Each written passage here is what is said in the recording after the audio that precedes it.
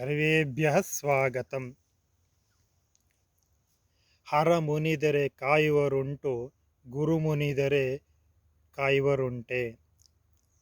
ಗುರು ಹಿರಿಯರ ಸೇವಿಪೆ ಒಳಿತುಂಟು, ಮಾತಾ ಪಿತೃಗಳ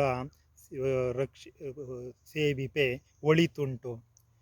ತಂದೆ ತಾಯಿಗಳನ್ನು ಗುರುಗಳನ್ನು ನಾವು ಸೇವೆ ಮಾಡಿದರೆ ನಮಗೆ ಸುಖವಾಗುತ್ತೆ, ಒಳಿತಾಗುತ್ತೆ, ನಮಗೆ ಜೀವನದಲ್ಲಿ ಒಳ್ಳೆಯದನ್ನು ಕಾಣಬಹುದು. ಗುರುವಿನ ಗುಲಾಮನಾಗುವ ತನಕ ದೊರೆಯದಣ್ಣ ಮುಕುತಿ. ಗುರುವನ್ನು ಸೇವನೆ ಮಾಡದೆ ಹೋದರೆ, ಗುರುವಿನ ಪಾದವನ್ನು ನಾವು ಸ್ಪರ್ಶಿಸದೆ ಹೋದರೆ ನಮಗೆ ಮುಂದೆ ಒಳ್ಳೆಯ ಮುಕ್ತಿ ಸಿಗೋದಿಲ್ಲ. ಅದನ್ನೇ ಶಂಕರಾಚಾರ್ಯರು ಗುರುವರ್ಷದಲ್ಲಿ ಹೇಳಿದರು. ಶರೀರಂ ಸುರೂಪಂ ತಥಾವ ಕಲತ್ರಂ ಯಶಶ್ಚಾರು ಚಿತ್ರಂ ಧನಂ ಮೇರು ತುಲ್ಯಂ ಮನಶ್ಚೇನ ಲಗ್ನಂ ಗುರೋರಂಗ್ರಿ ಪದ್ಮೆ ತತಃ ಕಿಂ ತತಃ ಕಿಂ ತತಃ ಕಿಂ ತತಃ ಕಿಂ. ಶರೀರ ಸುಂದರವಾಗಿದ್ದರೂ ಕೂಡಾಗಿ, ಒಳ್ಳೆಯ ಹೆಂಡತಿ ಇದ್ದರೂ ಕೂಡಾಗಿ, ರಾಶಿ ಹಣ ಇದ್ದರೂ ಕೂಡಾಗಿ, ಸಂಪತ್ತಿದ್ದರೂ ಕೂಡಾಗಿ, ಒಳ್ಳೆಯ ಮಕ್ಕಳು, ಒಳ್ಳೆಯ ರಾಜ್ಯ ಸಂಪತ್ತು ವಿದ್ಯೆ ಏನಿದ್ರೂ ಕೂಡಾಗಿ, ಗುರುವಿನ ಪಾದವನ್ನು ಭಜಿಸದೆ ಹೋದರೆ, ಗುರುವನ್ನು ಧ್ಯಾನಿಸದೆ ಹೋದರೆ, ಗುರುವನ್ನು ಸೇವಿಸದೆ ಹೋದರೆ ಇದೆಲ್ಲವೂ ವ್ಯರ್ಥ ಎನ್ನುವುದಾಗಿ ಹೇಳಿದ್ದಾರೆ. ಹಾಗೆ ಪಂಡರಾಪುರದ ವಿಠಲನ ಕಥೆಯನ್ನು ನೋಡಿದಾಗ ಗೊತ್ತಾಗುತ್ತೆ ನಮಗೆ. ತಂದೆ ತಾಯಿಗಳ ಸೇವೆಯನ್ನು ಮಾಡಬೇಕು.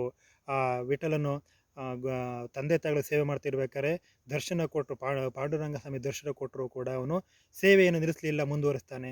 ಅದಕ್ಕೋಸ್ಕರವಾಗಿ ಅವನ ಭಕ್ತಿಗೆ ಮೆಚ್ಚಿದಂತಹ ಸ್ವಾಮಿ ಅಲ್ಲೇ ಪ್ರತ್ಯಕ್ಷನಾಗ್ತಾನೆ. ಹೀಗೆ ಅನೇಕ ಕಥೆಗಳಿಂದ ಗೊತ್ತಾಗುತ್ತೆ ನಮಗೆ ಈ ಗುರು ಹಿರಿಯರ ಸೇವೆ ನಮಗೆ ಬಹಳ ಪ್ರಧಾನವಾದದ್ದು. ಅಂತಹದ್ದೊಂದು ಮನುಸ್ಮೃತಿಯ ಒಂದು ಶ್ಲೋಕವನ್ನು ಹೇಳ್ತಾರೆ. ತಯೋರ್ನಿತ್ಯಂ ಪ್ರಿಯಂ ಕುರ್ಯಾತ್ ಆಚಾರ್ಯಶ್ಚ ಚ ಸರ್ವದಾ ತೇಷು ಏವ ತ್ರಿಷು ತುಷ್ಟೇಷು ತಪಃ ಫಲಂ ತಪಃ ಕೇ ಸರ್ವಂ ಸಮಾಪ್ಯತೆ.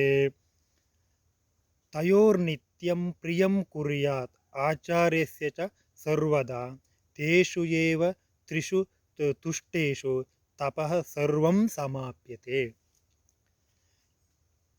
ಸರ್ವದಾ ತೇಷು ಇತ್ಯುಕ್ತೆ ಮಾತಾಪಿತ್ರೋಃ ಏವಂ ಆಚಾರ್ಯಸ್ಯ ಚ ಪ್ರಿಯಂ ಕುರ್ಯಾತ್ ಸೇವಾಂ ಕುರ್ಯಾತ್.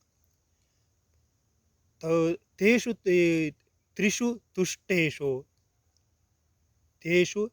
ತುಷ್ಟೇಷು ತಪಃ ಕಿಂ ಸರ್ವಂ ಸಮಾಪ್ಯತೆ.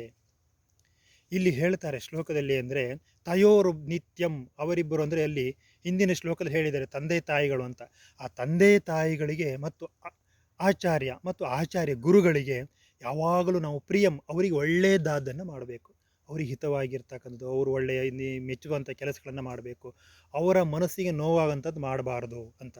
ಹಾಗೆ ಅವರು 3 ಜನ ಸಂತೋಷಗೊಂಡ್ರೆ, ತಂದೆ ತಾಯಿಗಳು ಮತ್ತು ಗುರುಗಳು, ಆ 3 ಜನ ಸಂತೋಷಗೊಂಡ್ರೆ ನಮಗೆ ಯಾವ ತಪಸ್ಸೂ ಬೇಡ, ತಪಸ್ಸಾಚರಿಸುವುದೇ ಬೇಡ.